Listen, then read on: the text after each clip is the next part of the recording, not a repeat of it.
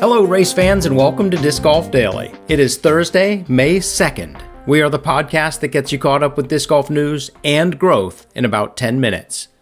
Today is the United Rankings of Disc Golf. But first, the news. Our number one news story today: we built the world's fastest Frisbee launcher. The guys from We Make Machines like throwing discs. They also wish they were better at it. As they are engineers, they wondered if they could make a machine that could do what they could not, and actually maybe make it do what no human can. Can they make a machine launch a disc at 150 miles per hour? Can they throw a disc farther than David Wiggins' world record? Link in the show notes. Watch this one with your kids. It is inspiring. Things don't always work, but they are always able to go back to the drawing board. And there's a lot of drawing boards.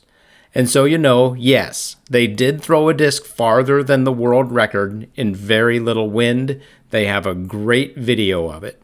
Enjoy and thanks. Also, someone on Facebook asked if they could go through the new Triple Mando on their drive from Maple Hill Hole 1 Gold's tee. That would set them up for a putt for eagle and would be amazing to see. Seed planted. Our number two news story today: the Pro Tour announces two new Q Series events. The 2024 Maine State Championship, September 13 to 15th in New Gloucester, Maine, and the 2024 Jacksonville Open, November 15 to 17 in Jacksonville, Florida. And they also announced that the following weekend at Olympus Disc Golf Course, they just say that hosted chess.com. It will host the 2024 Q Series finale. No matter how you pronounce it. Finale. Our number three news story today: PDGA Elections. If you've ever wanted to give back to disc golf or possibly influence how our governing body approaches its mission statement, or just know when the PDGA elections are, the link in the show notes is for you. There is a ton of really dry and very useful information on this page. I will not go through it because my goal is for people to listen as opposed to not listen. Seriously though, if you want to serve on the board, click on or be a state coordinator or just vote for your representatives on those boards and state coordinator positions. Link in the show notes. Our number four news story today: Play Maple Hill Backwards Day. I don't know if this is actually going to happen or not, but the folks at Maple Hill are talking about having a summer fun day where you can come and play the course backwards. It would be a whole festival kind of day with a buy-sell trade area for you to bring your disc collection. They would have food, beer, music, and a backwards course or two. If this works, it might be neat to pick one day each year that we play our favorite courses backwards. Start at the pin, throw to the tee. Stay tuned. I'll know more about this next week as Maple Hill flushes it out. It's like an inside scoop right there. Our next story: the Dynamic Disc Open starts tomorrow. Disc Golf Network broadcast times: for the women, 9 o'clock Central, which would be 10 o'clock Eastern, and for the men, 3:30 Eastern. Last year, a grand total of 167 players played in the Dynamic Disc Open. The purse was $85,000. Parker Welk and Haley King won the event. It was Parker Welk's coming out party, as it were. Paul Macbeth won this event from 2019 to 2021. He also played pretty well here at Worlds a couple years back. And he's playing pretty well these days. Could it be Paul's comeback story at the DDO? Ricky Wysocki also does pretty well here, and he's doing pretty well lately as well. He actually moved up into second in the Disc Golf Daily rankings. More on that later. On the women's side, Haley King does well here, winning 2 of the last 3 events. Maybe she just needs to be out of the cold, rainy woods to turn things around from last week. Our next news story: Highland Brewing in Asheville, North Carolina is 30. Who cares? Well, obviously everybody in Asheville does. However, Highland Brewing decided to celebrate their 30th birthday anniversary with a disc golf tournament at the brewery. It was the brewery's first time hosting a tournament thanks to the rising popularity of disc golf. Lindsay Dilley, a co-organizer of the event, said, "I think around Asheville, people really love to spend time in nature. It's a great way to play a little game while you're on a hike. It's a great way to socialize as well. During the pandemic, it blew up because you could be outside and hang out with people." Why do I mention this? If you know of a business or organization that is having a birthday, maybe they should throw a disc golf birthday party. Maybe you should recommend it. It's a great way to get people outside having fun, celebrating together.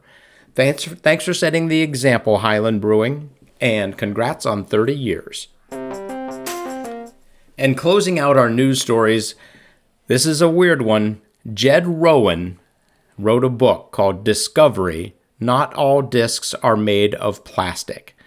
Jed Rowen, you may have seen him in The Ghastly Love of Johnny X, or Pretty Boy, or Blind, or Space Wars: Quest for the Deep Star. No? Well, someone probably has. And Jed Rowen has written his first novel. It's a celebration of disc golf wrapped in a UFO conspiracy package. Yes, you heard me right. The debut novel from Jed Rowen has been a labor of love for over a decade. It was an idea that presented itself after he discovered the joys of disc golf. Mix in his B-movie experiences in Hollywood, and the idea became the catalyst for him to finally write his first novel. This is a quote from Jed. "When I'd seen my movies screen at film fests or get a blockbuster release," Blockbuster, not size, but the place where you go rent movies, "or win an acting award, the little imp of the perverse would unceasingly nag me. 'Where is your novel, dude?' I lived this novel. Well, maybe not the aliens, but definitely the disc golf, and definitely everything that went along with playing this wonderful sport. The friendships and camaraderie, the competition, being out in nature, the glory of hitting an ace, the booze. Discovery is my nod to the drunk novel, a subgenre popularized by Ernest Hemingway's The Sun Also Rises. Discovery is Hemingway translated into genre." I may not understand exactly what Jed Rowen was saying and all of that, but he is a B-rated movie actor who is apparently a pretty good one in that genre, and he wrote a novel about his favorite sport, disc golf. Thank you, Jed. I hope that both of my listeners go out and buy your novel. And that brings us to the United Rankings of Disc Golf. We combine the Disc Golf Daily Rankings, Statmando Rankings, the Power Rankings, PDGA Ratings, and PDGA Rankings. We put them all together, and we figure out who's really number one. 3 and 4 weeks ago, Calvin and Gannon were tied at number one, and then Gannon pulled ahead last week. And this week, thanks to the Champions Cup, Calvin has pulled ahead and is now number one in the world. Gannon is number 2, and Ricky Wysocki rounds out our top 3. On the women's side, Kristen Tatar, Owen Scoggins, and Evelina Solomon. She passed Missy and has now taken over 3rd spot. Nicely done, Evelina. Among the top 30 on the men's side, people who gained the most rank, Paul Macbeth moves up 11 spots and is now ranked 28th in the world. It's funny, I don't know if that is too high or too low. It feels too low. I think he is on his way up. Andrew Presnell gained 8 spots and is now 27th in the world.